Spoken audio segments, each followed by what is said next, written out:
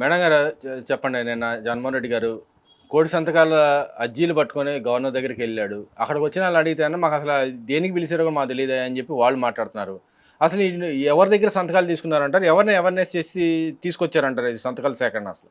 ఈయన అవేర్నెస్ ఏమి లేదండి జగన్మోహన్ రెడ్డికి. కోడి సంతకాలు లేవు, వీళ్ళ పాడి సంతకాలు లేవు. ఈ కోడి సంతకాలు ఒక్కొక్కడే 100, 20, 200 పెట్టాడు. ఈ 11 నియోజకవర్గాల్లో గెలిచిన వాళ్ళని తీసుకొచ్చి ఒక్కొక్కళ్ళే 100, 20 సంతకాలు పెట్టి వీళ్ళు తీసుకెళ్ళి ఈ కోడి సంతకాలు పెట్టా. ఈయన కోడి సంతకాలు పాపం అమరావతి రైతులు పొలాలు ఇచ్చి రోడ్డు మీద పడి మరి ఆ కట్టడాలన్నీ పాడైపోతున్నాయి. అయ్యా ప్రభు, మమ్మల్ని అసలు మేము రోడ్డు మీద పడ్డాం, భూములు ఇచ్చి మమ్మల్ని ఏం చేయదలుచుకున్నారని రాష్ట్రపతికి, ప్రధానమంత్రికి ఇన్ని ఉత్తరాలు రాసాం. కారుణ్య మరణాలకు అవకాశాలు ఇవ్వండి మాకని.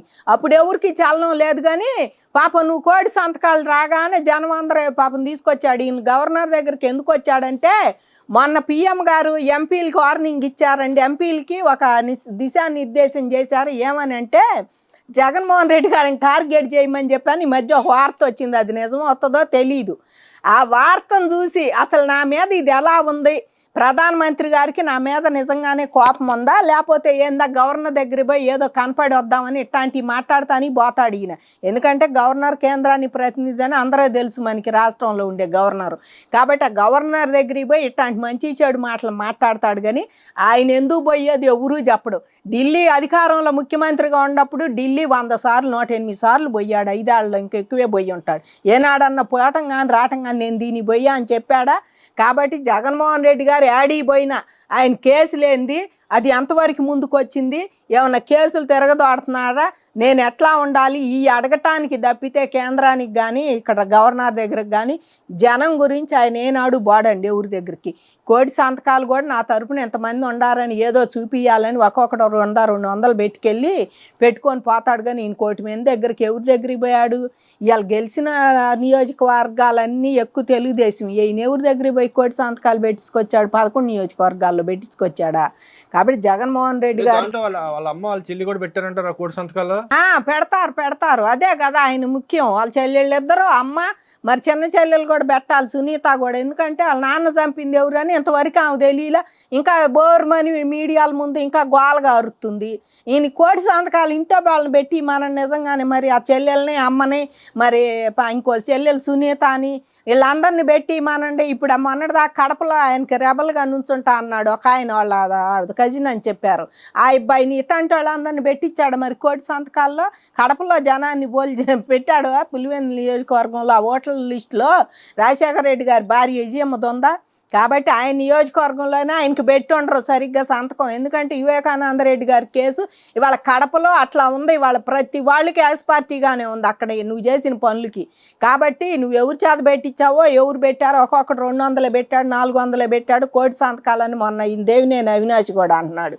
ఇట్లాంటి వాళ్ళందరూ తయారై కోటి సంతకాలు వీళ్ళ పాడి సంతకాలు చేసేది ఏమీ లేదు. జగన్మోహన్ రెడ్డి ఏదో నేనంటూ ఉండాను ఒకళ్ళు మర్చిపోతారేమోనని తేపో ప్రెస్ మీట్ పెట్టి ఇట్ట పిచ్చి ప్రెస్ మీట్లు పిచ్చిగా గవర్నర్ దగ్గర పోయి ఇట్ట చేస్తున్నాడు. కానీ ఆయన రాష్ట్రంలో అవేర్నెస్ ఏదీ లేదండి. అసలు ఆయన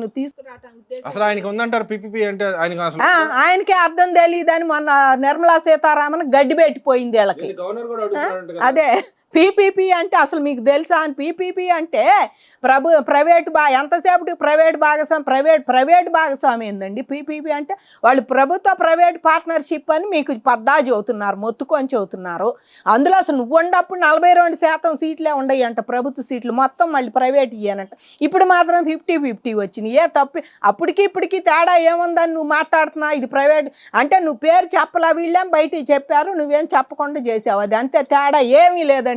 జగన్మోహన్ రెడ్డి గారు ఉన్నప్పుడు కన్నా ఎక్కువే, 8% ఎక్కువే ఇస్తున్నారు ప్రభుత్వ సీట్లు. కాబట్టి ఈయనకి అసలు దాని గురించి అర్థం తెలియదు. ఇప్పుడు ఆరోగ్యశ్రీ ఇస్తున్నారు మనకి, అది మాత్రం ప్రైవేట్ భాగస్వామ్యం కాదు. అందులో ఆరోగ్యశ్రీ కార్డు మనం పోతే ప్రైవేట్ హాస్పిటల్లో ఎన్నిటికి ఇస్తున్నారు వీళ్ళు. వాళ్ళు ఎంతమంది తీసుకొని మనకి వైద్యం చేస్తున్నారు ఆరోగ్యశ్రీ కార్డులు. కాబట్టి ఇప్పుడు వీళ్ళు చెప్పేది వీళ్ళకి అసలు దీని గురించి అవగాహన లేదు. ఇష్టం వచ్చినట్టు మాట్లాడుతున్నారు. దీంట్లో తేడా ఏమి లేదండి. పీపీపీ అంటే అంటే ఇక్కడ ఆయన చెప్తా ఉన్నాడు, గూగుల్ ఎతికినా సరే, ఇట్లా ఎతికినా సరే, దీంట్లో స్కామ్ చేస్తున్న స్కామ్ బయటపడిద్ది అని చెప్పి అంటున్నాడు. ప్రతి స్కామ్ బయటపడిద్ది అంటున్నాడు.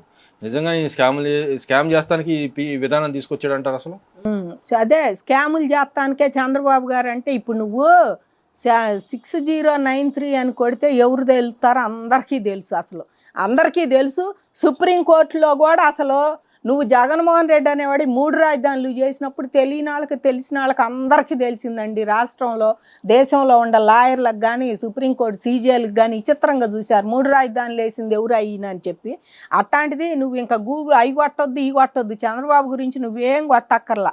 చంద్రబాబు గారు అనేవాడు వెళ్ళి కూర్చుంటే ప్రపంచ స్థాయిలో ఏ మీటింగులు జరిగినా ఆయన వెళ్తానే ఉన్నాడు. దావోస్ లాంటిది వెళ్తేనే ఆయనకి అందరూ ఎంతోమంది బాబు గారు వచ్చారని చెప్పేసి అక్కడ మరి తనకి పారిశ్రామికవేత్తలు ఆయన ఎట్లా మాట్లాడతాడో ఏం చేస్తాడని వాళ్ళని తోడు లోకేష్ కూడా మాట్లాడుతుంటే అందరూ పారిశ్రామికవేత్తలు ముందుకు వస్తున్నారు ఆంధ్రాలో పెట్టుబడులు పెడతానికి. అట్లాంటిది నువ్వేమి కొట్టక్కర్లా. నిన్ను కొడితేనే నీది వస్తుంది కానీ ఎవరి కొట్టక్కర్లా. స్కాములు కూడా నువ్వు చేసిన స్కాములు దేశంలో ఎవడు చేసి ఉండడు. ఆఖరికి తిరుమల తిరుపతిని కూడా అది ఒక వ్యవస్థ. అసలు ఆ కొండను కూడా నువ్వు వదిలిపెట్టలా. కల్తీ నెయ్యి పోసి అమ్మారు, పరకామండిలో చోరీయే చేశారు. మరి అన్యమతస్తులను తీసుకొచ్చి అక్కడ అందరిని పెట్టి ఉద్యోగస్తుల్ని చేసి భక్తి భావం ఉండాలండి ఎవరికైనా. తిరుపతి అంటే ఆధ్యాత్మిక క్షేత్రం చేయాలని ఎప్పటి నుంచి అందరికి ఉంది. దాన్ని ఒక ఆధ్యాత్మిక నగరంగా తీర్చిదిద్దాలని. అలాంటిది నువ్వు తిరుమలని మొత్తం అపవిత్రం చేసి నాశనం చేసి వదిలిపెట్టావు అక్కడ తిరుమలను కూడా. దేన్ని వదిలేరు మీరు? స్కాముల రూపంలో ఇసుక వదిలేవా, మట్టి వదిలేవా, మైన్స్ వదిలేవా, లెక్కర్ వదిలేవా, ఏం వదిలేవని నిన్ను పట్టుకొని వీళ్ళు ఏలబడతారు. కాబట్టి ఇవాళ స్కాములకి ఎవరన్నా పెద్దపేట ఎవరన్నా స్కామ్ అనగానే జగన్మోహన్ రెడ్డి పేరు పెట్టాలంటే scam is equal to Jaganmohan Reddy అని. ఎందుకంటే అన్ని స్కాములు చేసినా కూడా ఇంకా బయటకు వచ్చి వాళ్ళు స్కాములు చేశారు వీళ్ళు స్కాములు చేశారు. అరెస్ట్ చేస్తాను చెప్పి అంటున్నాడు కాబట్టి మరి అన్న సత్యకుమార్ గారు ఏమన్నా నేనే మినిస్టర్గా ఉన్నా, హెల్త్ మినిస్టర్గా ఉన్నా, నా మీద కేసులు పెట్టు దమ్ము ఉంటాయి అని చెప్పి ఆయన అడుగుతున్నాడు. దాన్ని ఎలా అడుగుతాడు? మరి అరుతాడు. ఇప్పుడు ఆయనకి ఎవరు లెక్కే లేదండి. ఇప్పుడు బీజేపీ వాళ్ళని ఇదివరకు బీజేపీ వాళ్ళని ఏం అనేవాడు కాదు. ఇప్పుడు సత్యకుమార్ని ఆయన ఆరోగ్య శాఖ మంత్రి కాబట్టి ఆయన ఇవన్నీ చేశాడని అరెస్ట్ ఏ రకంగా అరెస్ట్ చేపిస్తా నువ్వు? ఏ రకంగా చేపిస్తాడా? ఆడ నీ ఎంపీ సంతకం పెట్టాడు నాకు ఇష్టమేనని చెప్పి ప్రధానమంత్రికి ఇచ్చే దాంట్లో రిప్రజెంటేషన్లో సంతకం పెట్టాడు వీటి మీద. నువ్వెందుకు ఇక్కడికి వచ్చి గోల్ చేస్తున్నావు అది చెప్పు ముందు నువ్వు. అంటే లోపలేమో నువ్వు ఏది ఇష్టమైతే అది చేయటమా, బయటకు వచ్చామో అది నాకు ఇష్టం లేదు చంద్రబాబు అట చేస్తున్నాడు అని చెప్పి అంటే ఏదో ఒక వంక కావాలని డొంకను పట్టుకుంటున్నాం. అంతేగాని నిజంగా అది వంక కాదు. ఎందుకంటే వీళ్ళ ఎంపీఏ సంతకాలు పెట్టాడని చెబుతున్నారు నిన్నగా మొన్న. అలాంటప్పుడు నువ్వెందుకు బయట వరుతున్నావు? పెట్టకుండా ఆపపోయా నీ ఎంపీలని. నువ్వు ఎంపీలని పెట్టకుండా ఆపపోయావా అంట.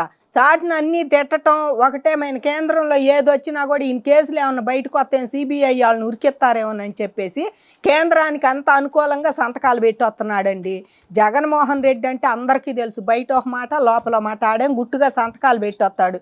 మోడీ గారి పోయేవన్నీ ఏదైనా సరే ఇక్కడికి వచ్చాము అవి అట్ట ఇది ఎట్ట అని చంద్రబాబుని తిడతాం. ఇవాళ కూటమి ప్రభుత్వం కూడా ఇందులో ఉందో అది గమనించుకోవాలని నేను జగన్మోహన్ రెడ్డి గారిని కోరుతున్నా.